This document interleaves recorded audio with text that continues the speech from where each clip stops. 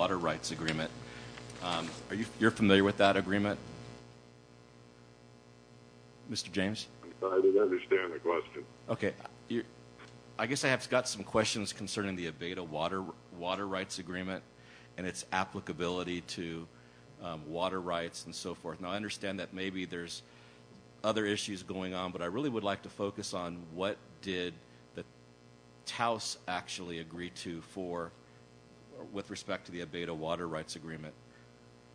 I guess, is there any differentiation in that agreement between the county and the city with respect to how they look at wells? No, the county isn't even a signatory to the Abeta agreement. Their water rights are de minimis under the agreement. They didn't even participate. Okay. Is there any provision in the Abeta water rights agreement where the town agreed to require individuals to close their wells if there was water brought to within a reasonable distance of their property? All that the administration of the basin remains to be worked out. The town has had since 2003 an ordinance that requires hookups into the town's water and sewer system where those are available within 300 feet of the property. But because of there's also requirements of transferring water rights and adjusting costs for water rights, because those water rights have not been adjudicated to individuals, we're unable to implement those ordinances and will be unable to implement them until such time as those individual water rights are determined. You have to remember that the primary focus of Beta was to define the Taos Pueblo water rights, and that was step one. Having done that, now we're proceeding through sort of down the pyramid, if you will, towards the base of the pyramid being the rights of the individual water users. So we're way closer to the top than we are to the bottom in terms of having those rights, first of all, adjudicated and then figuring out how to administer them.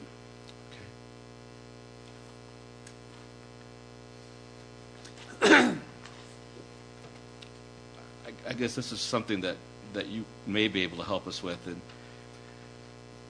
And my understanding is there's currently some litigation going on between the county and the city over prior annexations. And my concern is if the county is successful on their litigation against the city on prior annexations, would it destroy the contiguity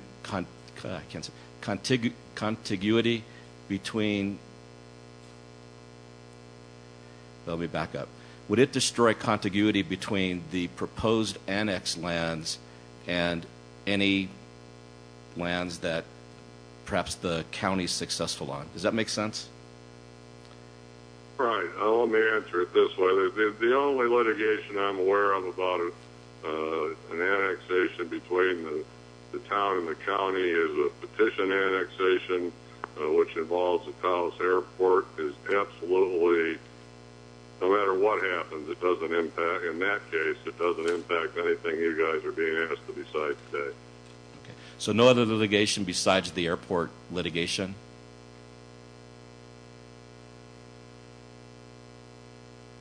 Is there any other litigation or just the airport litigation with respect to the annexation between the city and the county? No, as far as I'm aware, there is no other litigation between the city and the county. Town and the county. I'm hoping that you can address this question for us. Maybe this is something that needs to be addressed to the town manager, but my understanding is that there's either has been or there's something in the process for a Taos master plan for zoning. Is that something that was recently adopted or in the process of being done?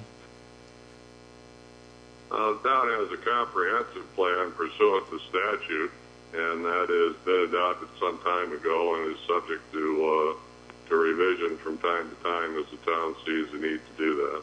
Okay.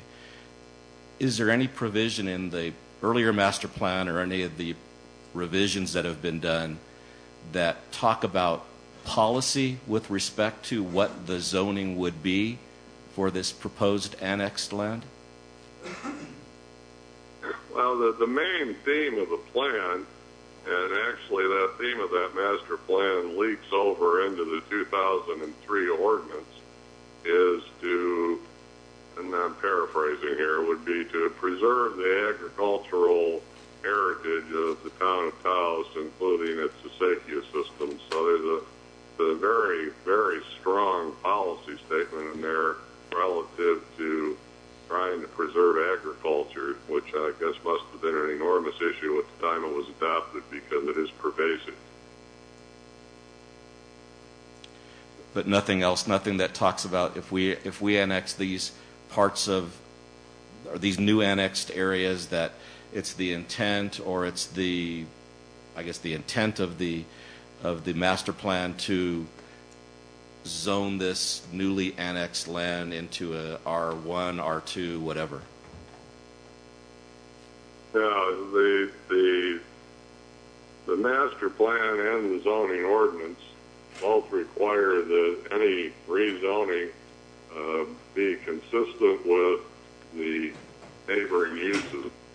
So our zoning code, nor does our master plan allow for, I don't know, I guess the extreme example would be plunking a shopping center down on existing farmland. There's supposed to be transitional zones with the most intense being the furthest away from population centers, and all zones to be compatible with the neighboring zone. Otherwise, it would be what we call spot zoning. Okay.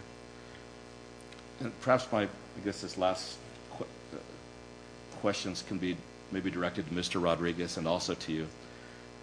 But I have a question concerning what I've read some stuff about the Weimar foothills area, and is that any of the areas that we're talking about here today, or adjacent to any of the areas we're talking about today? Mm-hmm. Is that the same as the Weimar Road? It's adjacent to this area number 4, and that's generally considered to be part of the Weimar subdivision right there. Okay. It's my understanding that the Weimar foothills were annexed years ago, and what year were they annexed, if you know? I think about 86. Okay. Earlier there was a reference towards an 86 annexation. Do you think it could be part of that?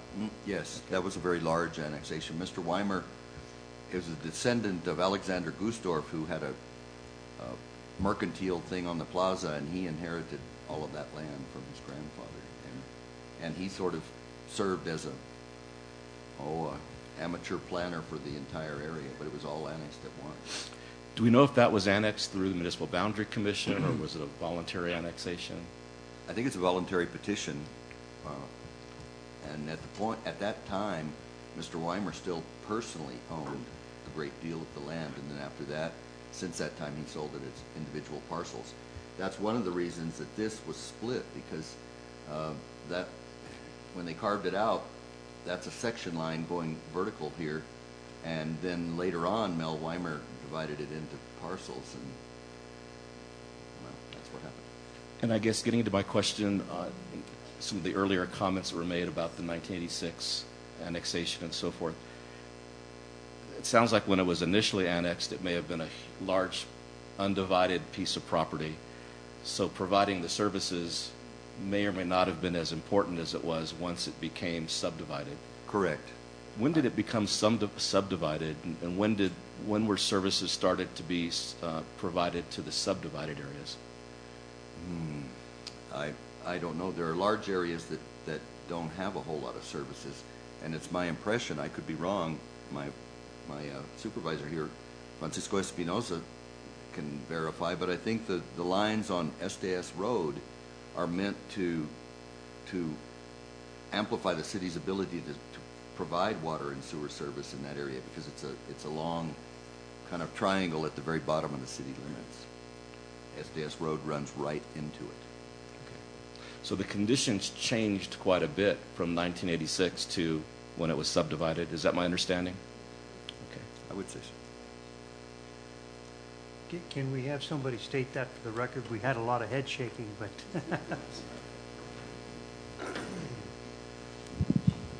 For the record, my name is Oscar Rodriguez, a town manager and planner. Yes, indeed, from 86 until now, there's been quite a bit of change, a lot of subdivision activity. There has also been some street construction, and among other things, the town maintains that as part of its town proper. It's also my understanding that, at least for the Weimar Foothills area, in this subdivided area now that it was not originally subdivided, now it's subdivided, that Taos was able to get, I guess, $2 million from the New Mexico Water Trust Board to help with some of the water services. Was it sewer also? Yes, indeed. And to give you, I've been here 1 year, and so a lot of this information is in people's minds as history. So I would ask our Public Works Director just to step forward. He could give us all of the detailed information about that. But yes, indeed, we did receive a grant loan from the state, and that is in process of being executed now. and sir, for the record, will you introduce yourself so we have it on the record? Yes, good afternoon. And My name is speak Francis. into the mic, please. Good afternoon, Mr. Chair, members of the Commission. My name is Francisco Espinosa. I'm the Director of Public Works for the town of Taos. Okay. Commissioner Caruso, will you repeat your question? And then Sure. maybe Mr. Espinosa can give us a response. Sure. It's my understanding that originally the annexation was a large piece of property, maybe one owner, and now it's been subdivided, and Taos has needed to bring in water and sewer into the area to provide the services for those folks. And there was a $2 million, I wasn't sure if I read it as being a loan or a grant from the New Mexico Water Trust Board, and was just wondering, that money's been used to bring in those services? Mr. Chair, Commissioner, that is correct. They are specific to the Weimar area. Was that, just clarifying, was it a loan or was it a grant? It is a grant. Okay. And I guess here's the question that's probably the most important to me, and we can delve into this in more detail, but I guess for me the $1 million question is this, and let me just read it just to make sure that I get this correctly the way that I wanted to put it so that we can answer it correctly. Is the providing within a reasonable period of time municipal services such as utilities, road maintenance, police protection, and fire protection for this proposed annex parcels that we're talking about today contingent on the application or securing of any state funds? Or is Taos able to tell us today that they are going to have the funds to be able to provide these services in a reasonable time? Yes, sir. Yes, sir. And it's not contingent on any grant that we would get in the future. We have the resources for that. This grant that we got, we are matching with local funds. Some of it is being borrowed, and we're moving along expeditiously. Of course, you've heard today a double-edged sword with that, and that once the utilities go out there, people are concerned that then they will be required to hook up. And so it is quite a formula that we have to go through about where the lines go first. I myself live out there, and I completely understand the calculus you'd have to go through to get off your sewer or get off your water well and in order to hook up.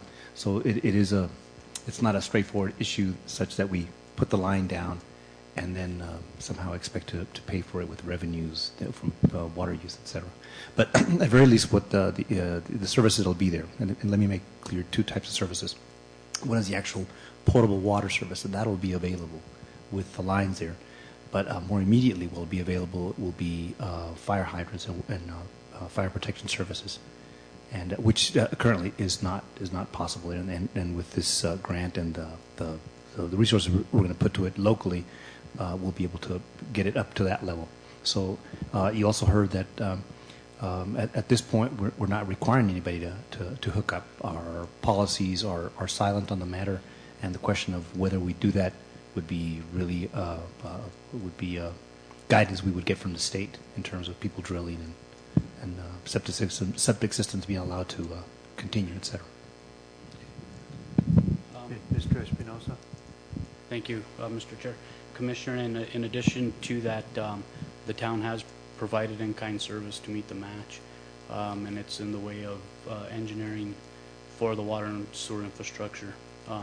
There was a master plan that was developed and shelved, waiting funding to actually construct. So in essence, it is a shovel-ready project. Thank you, Mr. Chairman. I have no more questions. Commissioner Carrero, shall I start? Yes. Okay. And I'll go back through the circle here, okay? Yeah, and this is for the Public Works Director. Oh, it doesn't make any difference, whoever wants to answer it. With respect to that, there was brought up a few times, this hookup costs. Is there a present hookup cost if somebody wants to? Is it a fixed cost, or is it related to somehow to what's required for the particular lot? Mr. Chair, it is a fixed cost. And what does that cost? The combined for water and wastewater hookup is $3,598. That includes the service connection, the meter, the installation, and the water rights fees. And there was, The water right fees? okay. And is there an ability for a person to pay that over time, or is that a one-time cost and they have to pay it up front? Mr. Chair, the town does offer a payment plan. And can you describe that plan? I'll let Mr. Okay. Yes, sir. They're allowed to pay it back in installments over a 2-year period with interest, prime at the time plus 1. Okay. And also in calculating what the hookup fee is, we do take into account the whatever water rights they would bring in. And I would ask the Public Works Director maybe to so that for the record here to be clear about how that works in terms of someone who has a water well who then hooks up. You know, what happens to those water rights, and therefore also what are the hookup fees or the water right fees that are charged to them subsequent? Thank you, Oscar. Since the Abeta settlement, this is a bit of a sensitive issue, so I will defer to the attorney to answer that question. Okay. Ryan. Mr. James? This is Brian James. This is an interesting question. We have on the books, if you will, in the town a loan program that allows for payment over time. I think it's prime plus 1%. That is a program that we use from time to time. I'm still searching for the statutory underpinnings for that.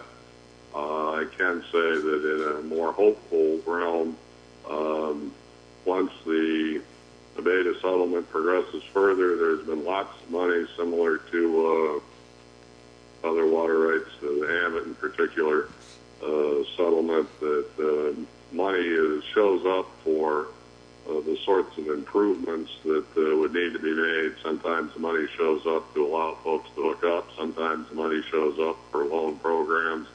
At this point in time, the Taos program is probably anticipatory of those things that will evolve from the Abeta settlement. I guess one of the more salient features is the town does have a wastewater treatment facility, and we certainly have the capacity within that facility to provide sewer services.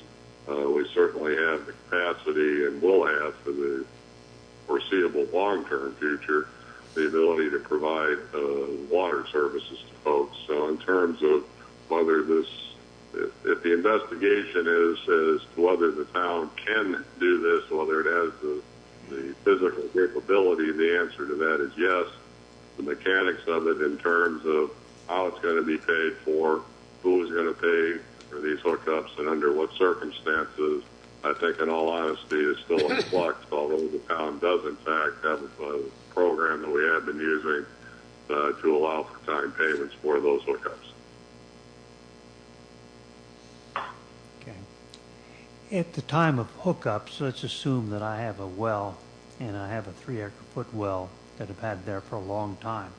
It's a domestic well that I've used for years, and again used for my external landscaping, trees, and a lot of things that you see in northern New Mexico that we're very accustomed to in terms of fruit trees and orchards.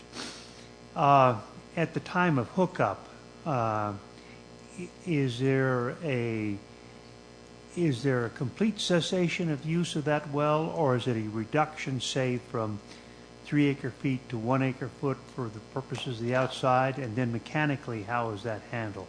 Maybe just start to talk that through, whoever can. Maybe it's Mr. Espinosa. Okay, Mr. James. The specific answer to the question, I can tell you, I just did a word search over the lunch hour in our ordinance, and this .33 acre-feet doesn't appear anywhere in our ordinance. Relative to the issue of what's going to happen with any curtailment on these wells, the state well system is run by the Office of the State Engineer. Questions as to metering, questions as to administration, restrictions on those uses, if any, in the future, all remain to be worked out as we work through the beta settlement. The only best positive news is that the beta settlement has created a hydrologic model that all of the signatories have agreed is appropriate for use in examining the impact of any pumping in the valley on the settlement, on the water table, on water rights, and that is way more than halfway home at figuring out how we're going to administer this feature. But all of those questions are better questions for the state engineer than they are for the town of Taos. The state system is a state system, and we react to that. We don't create it. Okay. No, we're in a quasi-judicial setting, and we can't open it. What I can suggest to you, and I'm stepping out of line a little bit, is maybe you speak to one of the city officials who's there, and perhaps they could add it into the circumstance. Let me change. The metering requirement, Mr. James, also is a state engineer requirement, besides just the issue of quantity. For I'm sorry to hear the question. Yeah, the metering requirement that might be imposed on a well that has never been metered before, is that a state engineer requirement or a state engineer imposition? Yeah, it's within their purview. The town of Taos doesn't do. We're not even the tail on the dog when it comes to establishing these rules and administrative procedures. Those are all out of Santa Fe, all out of the Office of the State Engineer. Okay. Then with respect to the distribution of water, it comes just simply through your public works system as it is now contemplated, but for the hookup of these new properties. Is that correct then? That's where you have complete control?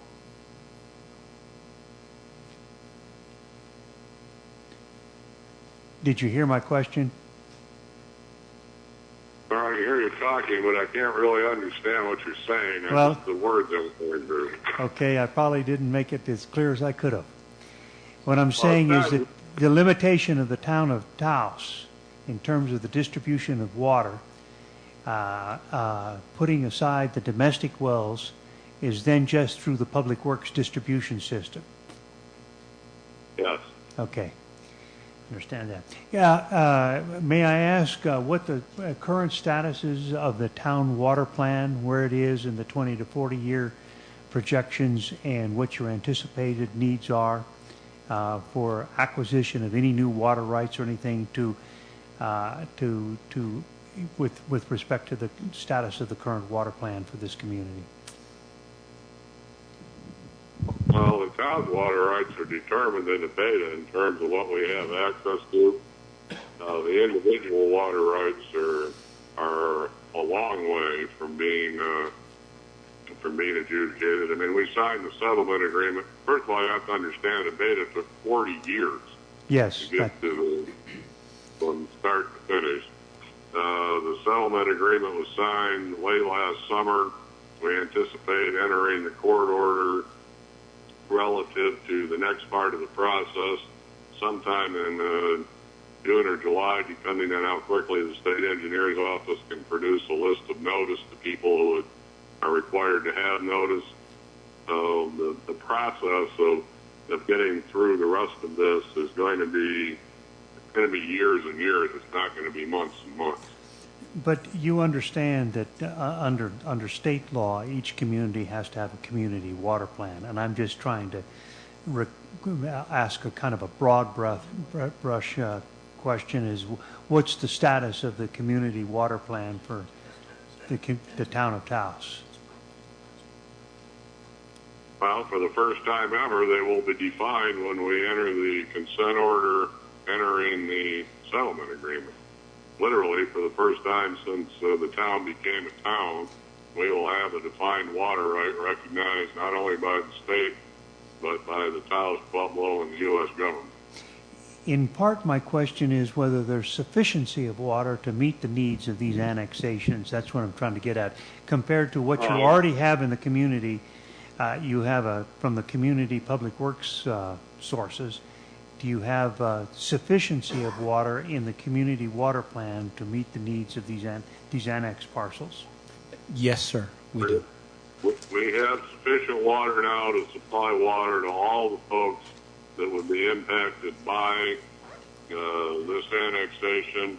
And if the hydrologic model is correct and the projections for the future are correct, we have sufficient water for reasonable growth for at least the next 40 years. How many years? 40 years. 40 okay, 40 years. years. That's the threshold number of years that I'm very familiar with.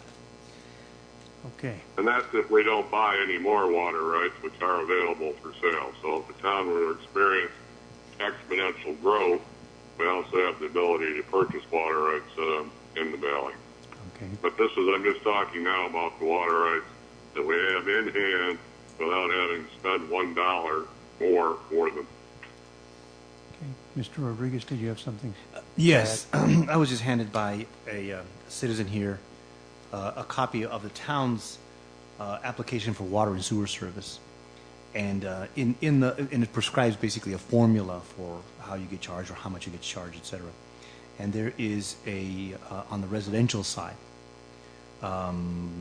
instructions here that for the it doesn't say it specifically, but it's instructing how much water rights have to, or how much water capacity has to be paid for.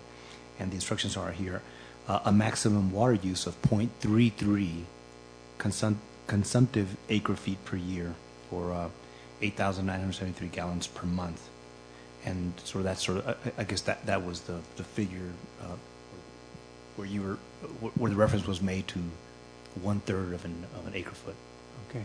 And this is the information that was provided by Mr. Ortiz? Yes. Okay. And it's just the town's application for the water service, and we'll be glad to give you a copy to submit to the record. Okay. And of that 0.33, then is that available to the homeowner for purposes of outdoor irrigation and landscaping and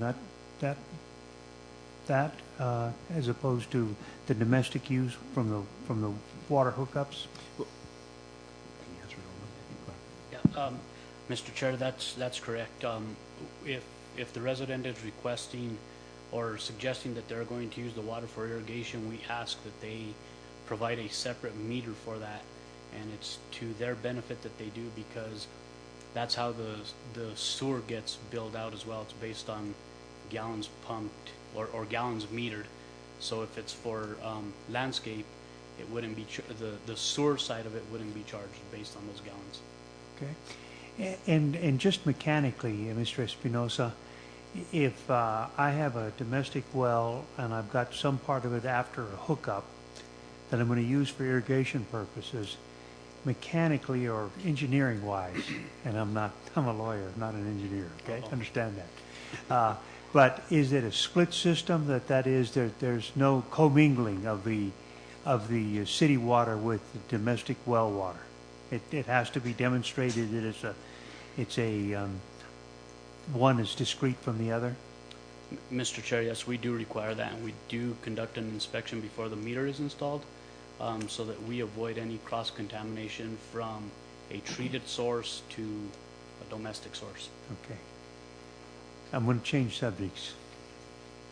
And it's related to this. It would seem like you might consider it outside the bounds of what we're trying to consider, but there were the zoning issues post-annexation that people have considered, are concerned about. Not considered, but concerned about. With respect to these zoning issues, can you confirm, and I think you did once before, that there has been no kind of preconceived map of kind of zoning of these areas other than how they would naturally fall within the zoning system as they are now? That is absolutely correct. There's no conception, no map. There's been no attempt at this point to even speculate as to what the zoning would be. We would use only established zoning principles, urban development principles for that. I should add, though, and I think this is an important bit of information for the citizens who are concerned that somehow they're going to be zoned out of their existing use.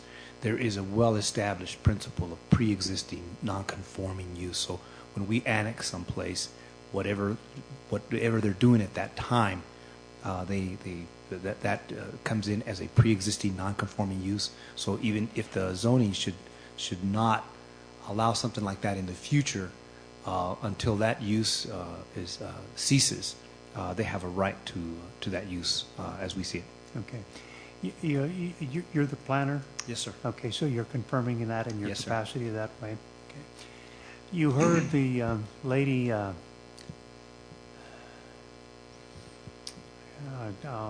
Leslie, and I can't remember her last name, but nevertheless. With the pollitos? What? No, Leslie Smith. Yeah, Smith, okay.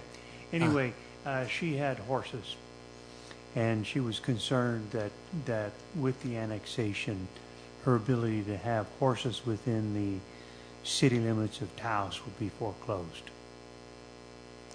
And, in that case, if it is an agricultural use, again, they have pre-existing non-conforming rights to that. What if it's purely recreational?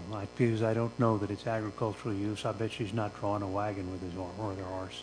Well, but if she's stabling the horses there, for example, things like yeah. that would be a pre-existing non-conforming use. So even if it were to be zoned commercial, for example, Okay. where an agricultural use is not permitted, it is a pre-existing use, and she has a right to that, and so that would continue.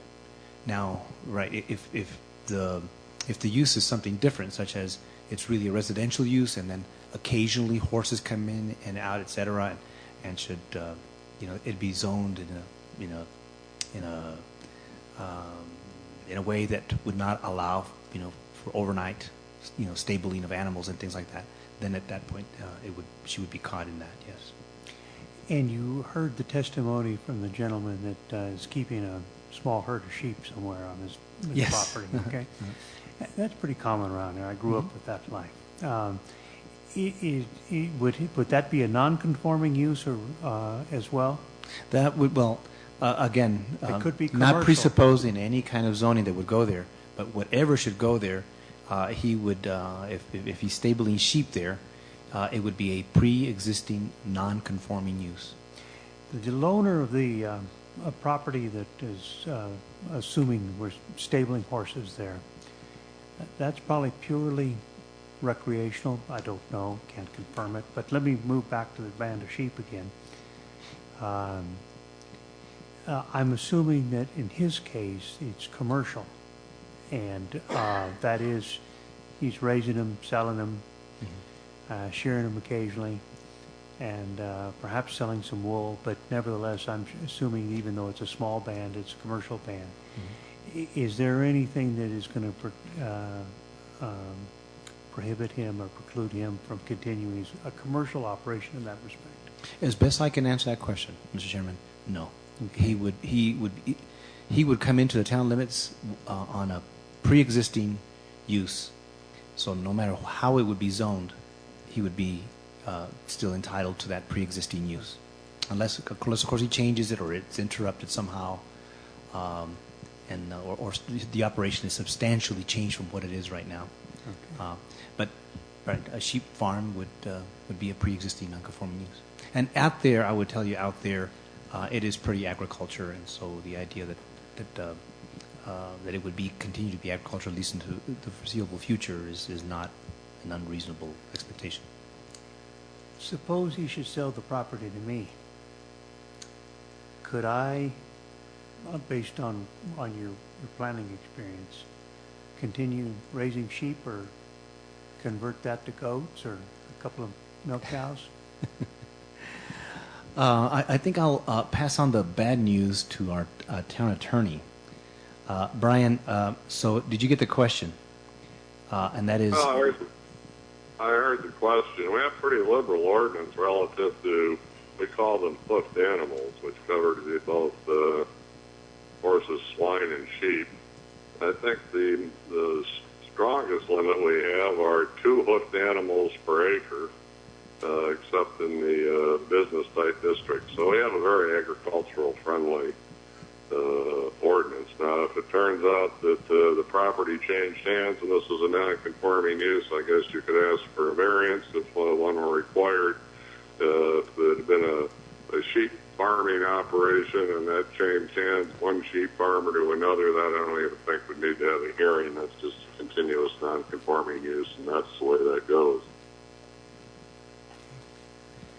That may seem kind of far afield, but in terms of people considering about the impact on them economically and otherwise, it may have some bearing indirectly, and I'll admit that. It's a very valid concern, and we hear those concerns. I'm going to look through my notes a minute. Commissioner Correjo, do you have anything that's coming up to your mind now? Mr. Chairman, one question I did have, and we'll go back to the road issue again. Commissioner. Specifically S to S road, the big road that was paved, et cetera. Okay. And I want to thank you for providing those agreements. Okay. I don't know if this microphone, okay. There's a little button at the end. Okay, thank you. We received those agreements during our break for lunch. Mm-hmm. And one of the things that I noticed within the agreements is that there was an agreement between the county of Taos and the village of Taos, the town of Taos. But in those agreements, it was made very clear that those remain county roads, mm-hmm. and that the county has reimbursed the city for maintaining those roads. Well, the agreement says that the city is receiving $15,000 a year to provide regular maintenance on those roads. That's what the agreement says. I assume that's been, have the agreements not been adhered to? Mr. Chair, Commissioner, that was an agreement that the town of Taos entered into with Taos County to simply assist them with the maintenance of the 3 roads that are mentioned on there. And it was for a period of, I believe, 2 years. And we also assisted with getting portions of those roads either paved or resurfaced to a passable condition. Right. Well, the agreements that I received, one of them is it's an agreement with the NMDOT providing some of the funding, and then we have the joint powers agreement with the County of Taos. And this is the one, the joint powers agreement under item G. It says the town of Taos, the Taos County agrees to provide the town of Taos $15,000 annually for the maintenance and upkeep for Upper Ranchitos Road, Los Pondos? Thank you, and SDS Road, to commence in fiscal year '09 to be payable to 2 equal installments. So I don't know if they're still maintaining that. Then also in that agreement, it clearly states that these will not affect the ownership of these roads, that they clearly are county roads. So I just wanted to clarify that for the record, because some of the testimony earlier this morning seemed to indicate that those were city streets. And I think that these agreements uphold the thing that they are county roads. So I just wanted to clarify that for the record. Commissioner Cardoso? Okay. This is for Mr. James. I understand, Mr. James, that with my clarification that this is a hearing de novo, is it your desire to withdraw those previous documents from the previous hearing? I don't think we submitted them, so you have to withdraw. Okay, I thought you had asked for submission, and maybe I misunderstood it. Okay. Then there's been a number of other these documents that have been brought to us that Commissioner Correjo is referring to. And what I think I'll go through, Mr. James, is I'll go through them and describe them to you, for you to indicate to us whether you want them submitted for the record. I got that right? Are these the okay? The first one is that a petition. It is not dated, but it says, "We, the undersigned community of Taos, New Mexico, are requesting the help of Taos County Board of Commissioners to improve the road conditions of SDS Road from the intersection of Gusdorf Road to the intersection of Maestas Road. The road is in dire repair due to large potholes on the pavement portion and washboard on gravel section of road." Signed several pages signed by citizens. Do you wish to submit that for the record? I have no objection. Yes, indeed. Okay, you do? Okay. Yes, sir. The next one, because we've got to enter these formally, and I apologize for having going through them, but we need to enter them formally.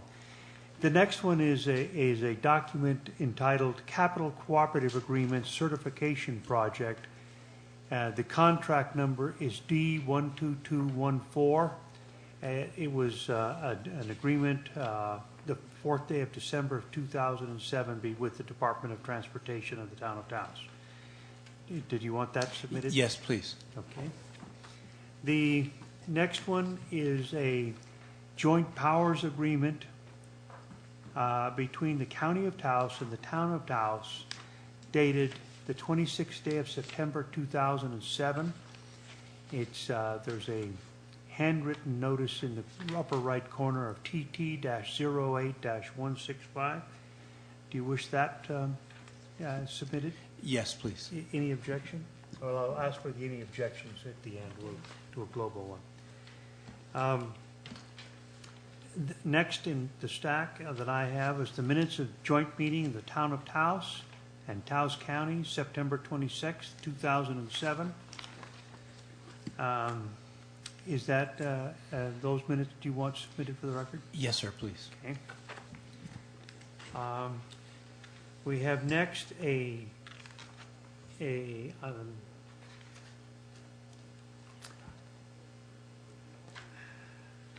I think it's an agenda, but I'm going to, maybe my description of it. It is the Taos County Board of Commissioners regular meeting Tuesday, August 4th, 2009. It does appear to be an agenda of the Taos County Commissioners. Do you wish to submit that to the record? Yes. Next in line is a letter of July 31st, 2009 from Daniel R. Barron, Taos County Commission Chair, addressed to the Department of Finance and Administration, Local Government Division.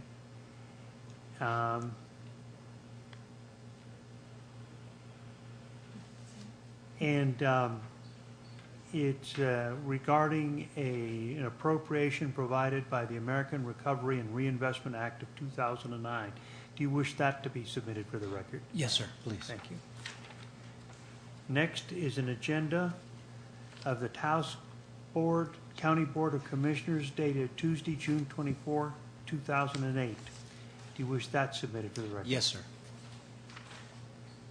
And the next is a Public Works Department document for the town of Taos.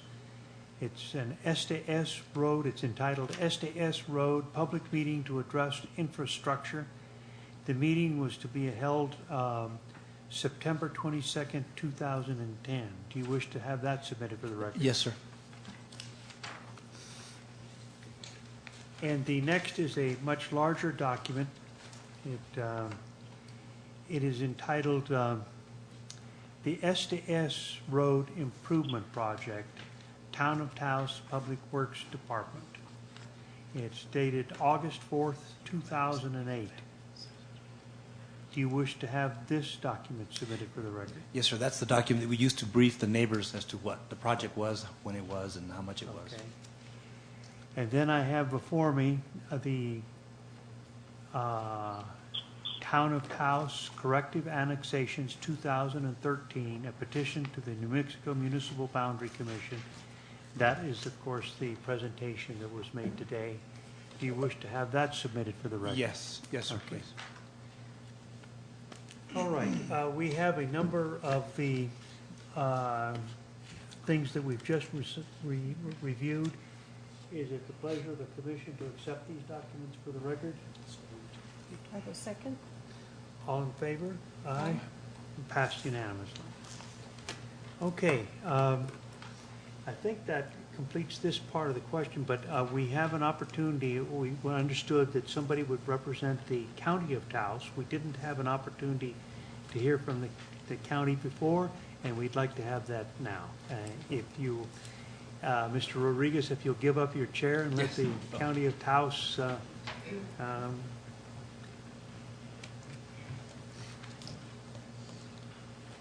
representatives. Will you introduce yourself, please, and for both of you? Good afternoon. May it please the commission, I'm Barbara Martinez. I am the Taos County Attorney, and I'd like to introduce you to Darlene Vigil, who is the Taos County Assessor.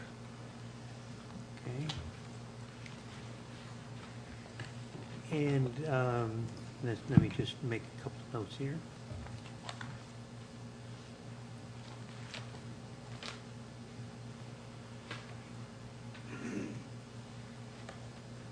Let me just clarify, the Taos County Assessor, of course, she could come here on her own behalf as the Taos County Assessor.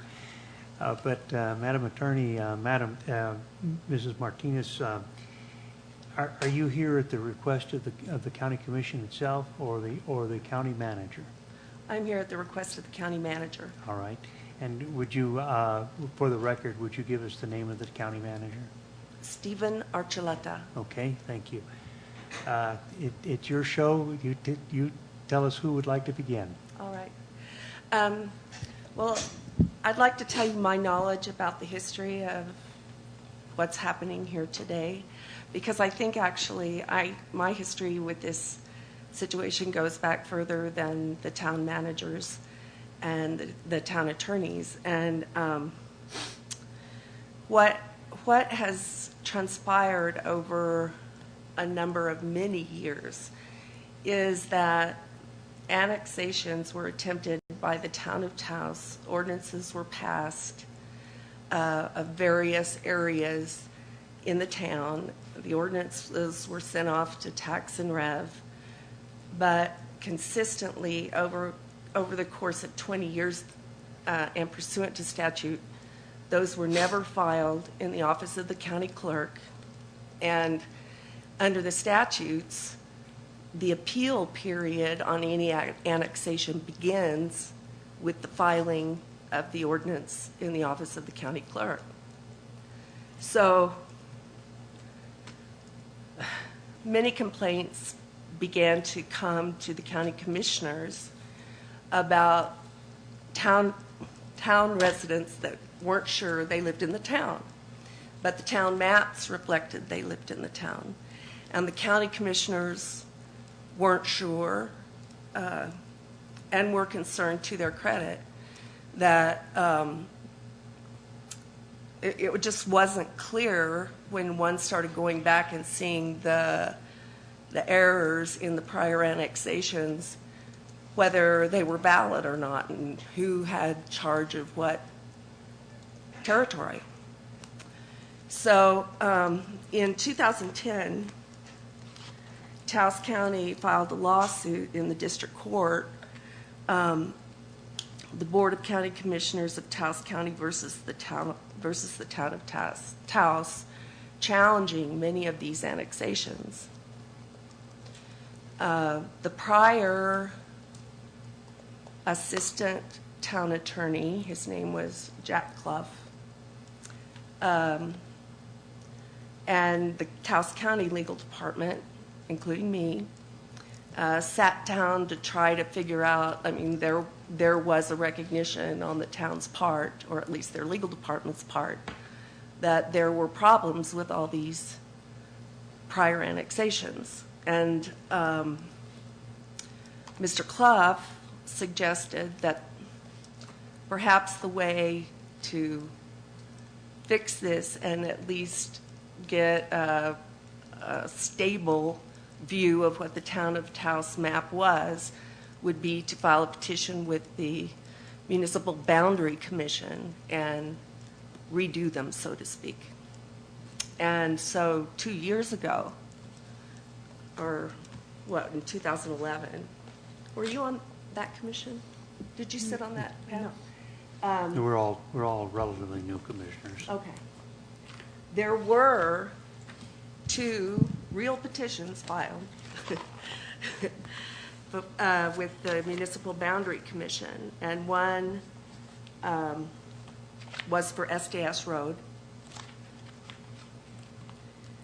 and one was this, they called it the fill-in annexation, which was the annexation of all these little areas where there were questions as to the validity of the prior annexations. I felt that if the Municipal Boundary Commission, if it was all done properly and the Municipal Boundary Commission determined these are the boundaries of the town of Taos, then we could all walk off into the sunset knowing who was in charge of what. And so the district court case has lingered while we waited.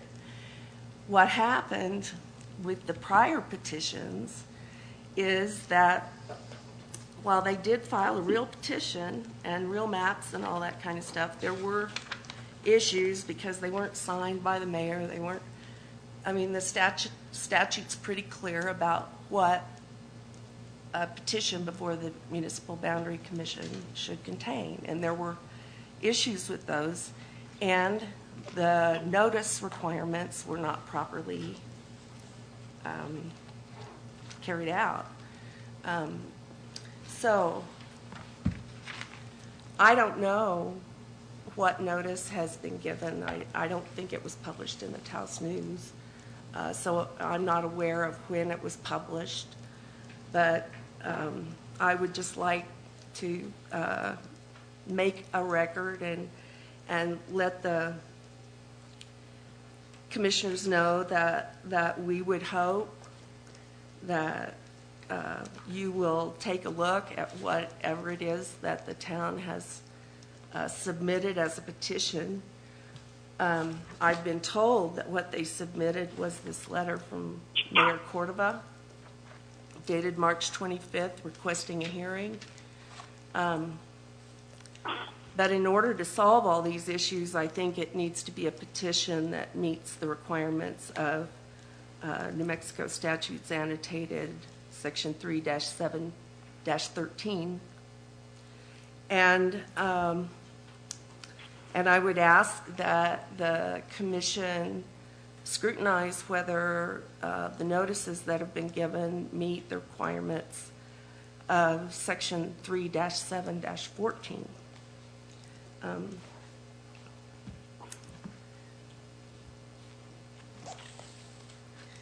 I asked Ms. Beal to come with me this morning because I was also told that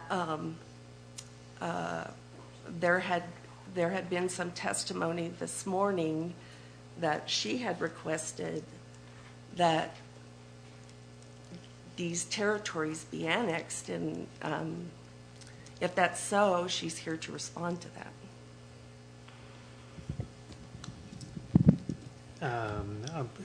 Let me just say this, Ms. Martinez, that sorry that you weren't here this morning. We did go over the notice issue. It was the notice for this particular Municipal Boundary Commission hearing was properly given in the Journal North 3 times, and then the town of Taos at Mr. James's insistence on its own published twice in the Taos News. And then with respect to the second part, but we will take your testimony. I didn't hear anything about representing what your testimony might have been as a county assessor. So go ahead and state your position, and then we'll know it with respect to the annexation. Good afternoon, Commissioners. I was invited by Barbara, and I, with all due respect, I'm not even really sure what the issues are. However, I am not even sure what question comes before me. I'm certainly have not been involved in any of the annexation from the assessment side. As you may or may not be aware, my concern is on the value side and determining where properties we identify and determine if they're in the town. We obviously value them as such. Rates are applied properly, but I'm going to be honest with you. I'm not sure what the question. Go ahead. Yeah. If there is a question for me. Yeah, you'll get to hear from a county. Oh, great, manager. great, okay. Hear from a county manager.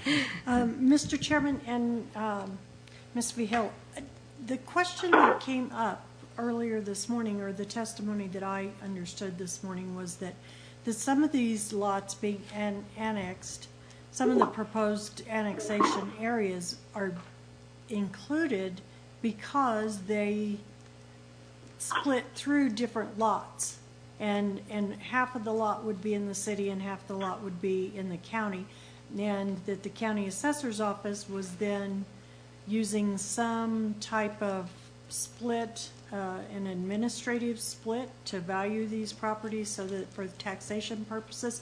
I had a question about that. I have been in county government for a long time and had never heard of that causing a huge issue in the assessor's office. So that was my question. Is it a problem for you? And did you bring this to the town of Taos for their help in remedying that? I understand the question, Commissioners. It is not a concern in the assessment side of it. If we can determine, as long as we can determine what portion is in the town, we can certainly create an assessment that would obviously place the portion in the town, assess it separately. So as long as we can identify it, it certainly is not a problem. Now, obviously, my GIS staff might say different. They would love for everything to be cleaned up, but I should say cleaned up in the sense of, a survey for the town portion and a survey for the portion in the town in the county, but that's not always the case. So no, to answer your question, it is not a difficult task for us to be able to assess accordingly. Okay, thank you very much. You're very welcome. Mr. Chair. Yeah, go ahead. Mr. Williams is our Assistant Attorney General, who is assigned to the commission. Go ahead. Thank you, Mr. Chairman. Madam County Attorney, may I ask you a few questions about your record challenging the form of the petition? At least that's the way I understood it. I don't want to put words in your mouth. But as I understood your presentation, you are making a record and taking a position that the petition as filed by the town is inadequate. Is that what I understand?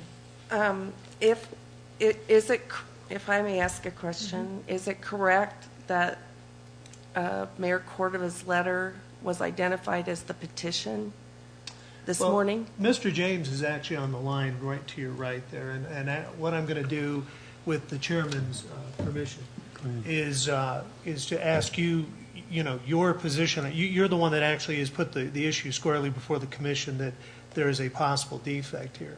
So I wanted to understand your position, and then with the chairman's permission, ask Mr. James to respond to that. So I'm not going to answer your question. I'd like to hear the county's position and then hear the town's position. The county would like to see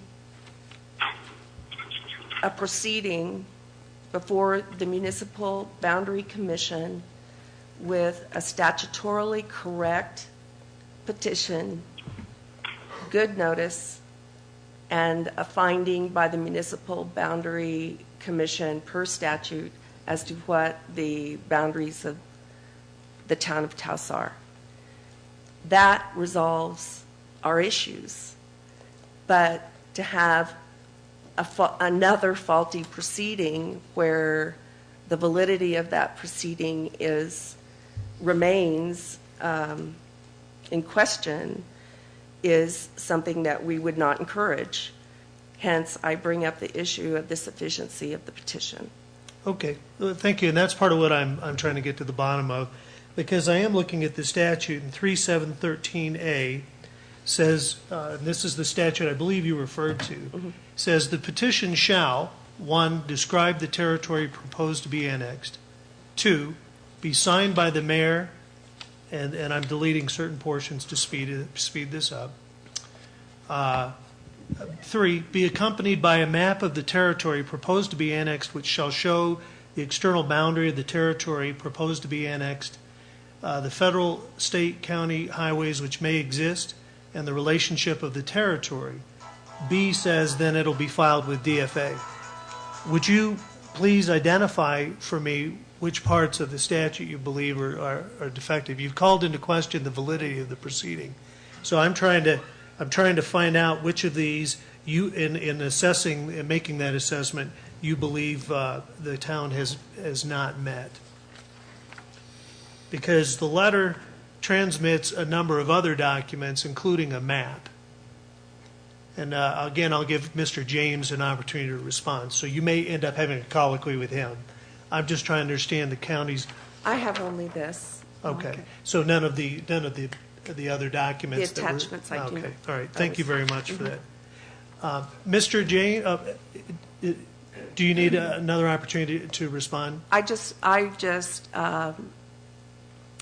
am happy for the Municipal Boundary Commission to scrutinize what they have received and determine if it's a statutorily sufficient petition. And if the notice of this proceeding is statutorily sufficient, and then we can walk away with your decision knowing what we need to know. Thank you, Madam County Attorney. Mr. James, did you hear my question? I did. Could you please speak to the two principal questions, which are, one, the content of the petition, its adequacy, its sufficiency, and then secondly, the town's position on notice? Right. The town's position is that the request for hearing and the two resolutions and the attachments constitute a statutorily sufficient petition. As to the notice provision, the statutory notice was met. We went above and beyond that by advertising twice in the Taos News and sending a first-class mail to those addresses of record for those properties affected in the county assessor's office. And that's our position on the petition, and that's our position on the notice. Thank you, Mr. James.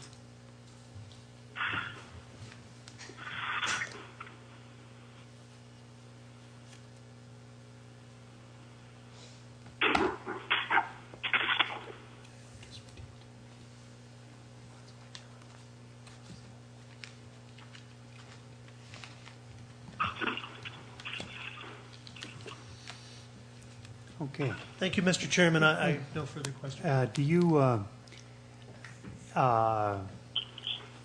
you questioned the issue, or you didn't question it, you just brought up the issue of the sufficiency of the petition and the notice.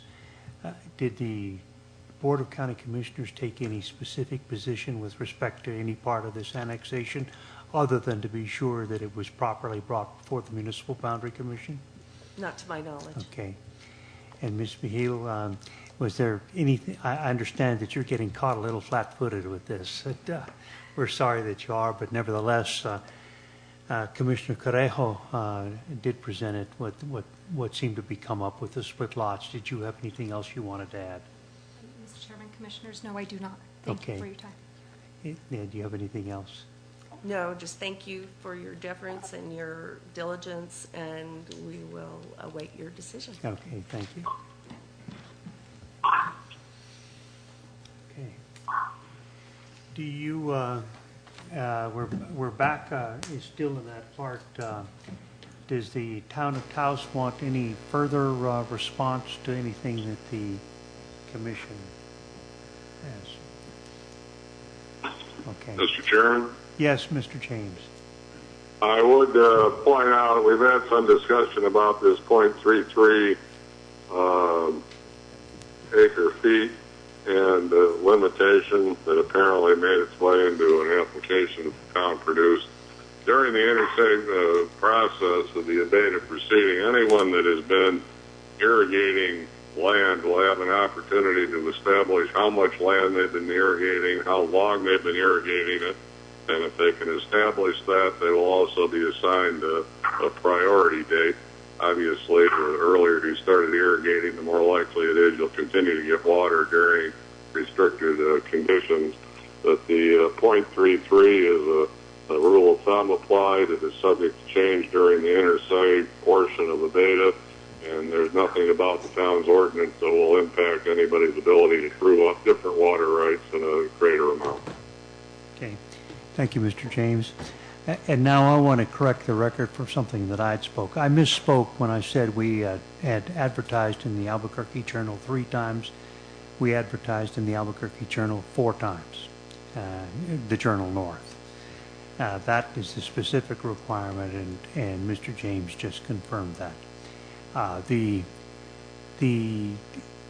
advertisement in the Taos News twice by the town of Taos, and also the letters going to the individual landowners, is a provision of notice by the town of Taos that goes above and beyond the state law.